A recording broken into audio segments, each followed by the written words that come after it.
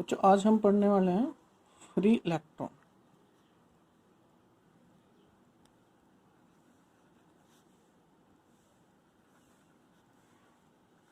Free electron बच्चों हमने सभी ने पढ़ा है कि हमारा जो एटम होगा, एटम के न्यूक्लियस में हमारा पॉजिटिव चार्ज होगा, मतलब प्रोटॉन और न्यूट्रॉन न्यूक्लियस में प्रेजेंट होंगे, और जो इलेक्ट्रॉन होंगे वो उसकी ऑर्बिट में रिवॉल्व करेंगे अराउंड न्यूक्लियस।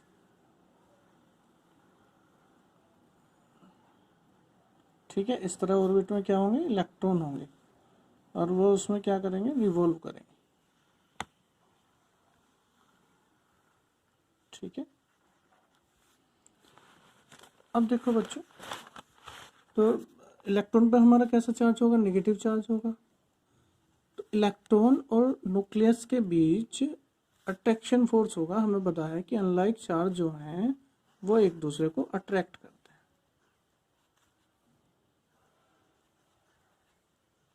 ठीक है, अट्रैक्ट फोर्स होगा। तो इस अट्रैक्शन से इलेक्ट्रॉन को सेंट्रीपिटल फोर्स मिलेगा। सेंट्रीपिटल फोर्स क्या होगा, जिसके कारण वो अपनी सर्कुलर ऑर्बिट में रिवॉल्व करेगा। ठीक है, और वो अपनी ऑर्बिट में रिवॉल्व करता रहेगा। लेकिन बच्चों हमने पढ़ा है कि जब कोई भी ऑब्जेक्ट सर्कुलर मोशन करेगा, सर्कुलर पाथ में रिवॉल्व करेगा, तो उस पर एक सेंट्रीपिटल फोर्स लगेगा सेंटर की ओर, और एक आउटर फोर्स लगेगा सेंट्रीफ्यूगल फोर्स बाहर की ओर। अब बच्चों अगर हम आउटर मोस्ट जो इसकी ऑर्बिट होगी उसमें जो इलेक्ट्रॉन है, अगर हम उन्हें एक्सटर्नल सोर्स से एनर्जी दे दें, अब एनर्जी कैसे दी जाएगी, या तो हम इस एटम का टेम्परेचर इंक्रीज कर दें, ठीक है, या फिर हम इसे रब्ड कर दें। रब्ड करने पे भी टेम्परेचर इंक्रीज होगा। तो इलेक्ट्रॉन गेट करेगा एनर्जी, और जब इलेक्ट्रॉन एनर्जी गेट करेगा तो इसकी स्पीड इंक्रीज होगी। क्या इंक्रीज होगी, स्पीड। और हमें पता है centripetal force F equal to mv²/r। जैसे ही स्पीड इंक्रीज होगी तो सेंट्रीपिटल फोर्स भी इंक्रीज होगा। लेकिन क्या होगा कि जैसे ही स्पीड इंक्रीज होगी, इस पर जो आउटसाइड फोर्स लग रहा है, सेंट्रीफ्यूगल फोर्स, वो भी बहुत तेजी से इंक्रीज होगा। अब जब सेंट्रीफ्यूगल फोर्स इंक्रीज होगा तो उसके कारण वो अपनी ऑर्बिट छोड़ देगा, और ऑर्बिट छोड़ के इंटरमोलिक्यूल प्लेस में आ जाएगा।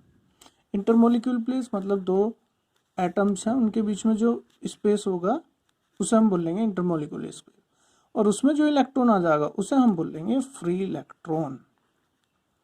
ठीक है, इस तरह से हमारे इलेक्ट्रॉन होंगे इंटरमोलिक्यूल प्लेस में। ठीक है, तो ध्यान से समझिए, in every atom electron are revolve in its circular orbit around nucleus.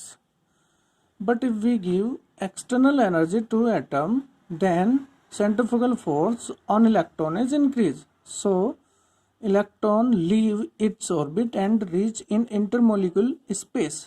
These electron are called free electron. ठीक है, ये इलेक्ट्रॉन क्या होंगे, फ्री इलेक्ट्रॉन होंगे। तो समझिए फ्री इलेक्ट्रॉन क्या होंगे कि हमें पता है सभी इलेक्ट्रॉन अपनी ऑर्बिट में न्यूक्लियस के अराउंड क्या करेंगे, रिवॉल्व करेंगे, जिससे उन पे एक सेंट्रीपिटल फोर्स और एक सेंट्रीफ्यूगल फोर्स लगेगा।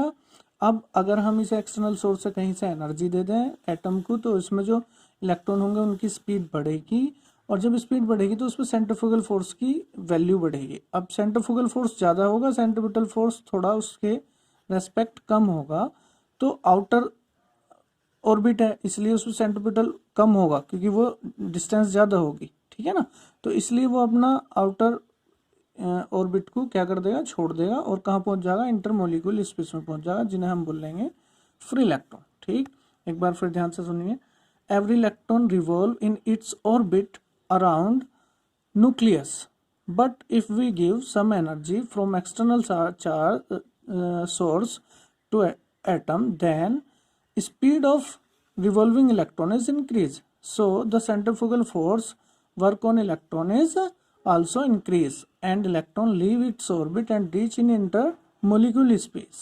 These electron are called free electron. ये इलेक्ट्रॉन क्या होंगे, फ्री इलेक्ट्रॉन होंगे। ठीक है,